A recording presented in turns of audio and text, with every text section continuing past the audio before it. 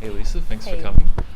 So you've created this very interesting workshop of mending and repairing, and I think following the discussion with Melinda, this idea of using the thread and textiles as drawing. Yes. I was wondering initially, what was your relationship with drawing as a predominantly textile-based artist, and kind of where do you see those two mediums interlocking or interweaving with each other? Yes. Well, the relationship between textiles and drawing, I suppose, it's the act of puncturing a material and drawing a thread through it. So that's a kind of a mark making, but it's also connects us to a moment in time, and it's a very embodied experience. And then layering that with this project, the Indigo Mending Project, where I've got a monochrome cotton duck canvas that I'm sort of cutting up into patches that then go into repair, of really pre-loved clothing that people, and jeans. Jeans is, the type of clothing that's essentially blue, so it's an indigo dye. I've got a fresh indigo dye and I'm putting on a fresh patch. So that gesture of drawing is then coming into the gesture of mending and repair.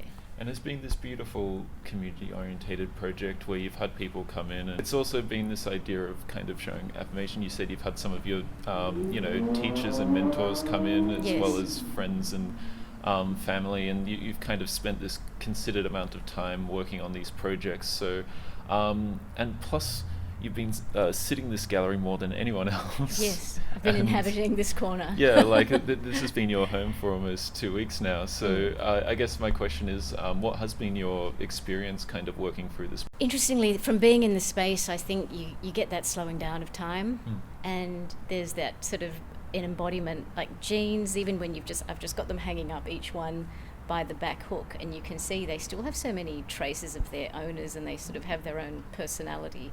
And I didn't know the project was going to go that way, but as I'm stitching and I'm thinking of the person whose jeans they are and the particular wear that they have, the marks change. So I don't have a set of marks that's sort of characteristically mine or idiosyncratic to me. They've been changing depending on the jeans and the wearer and our relationship as I'm mending the jeans. Yes. And also knowing that I'm going to give them back.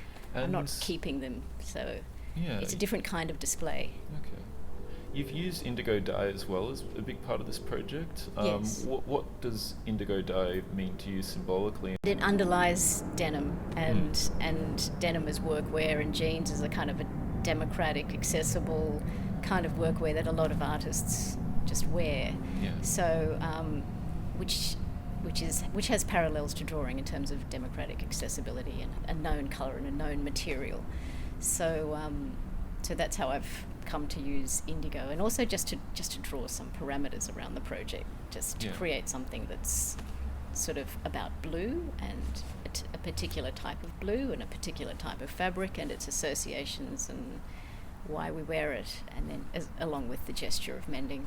Yeah, and there's rules to this as far as like how you've done stitches and stuff, and part of this, I guess, thought process has also led to you to curate a show called The Rules of Drawing.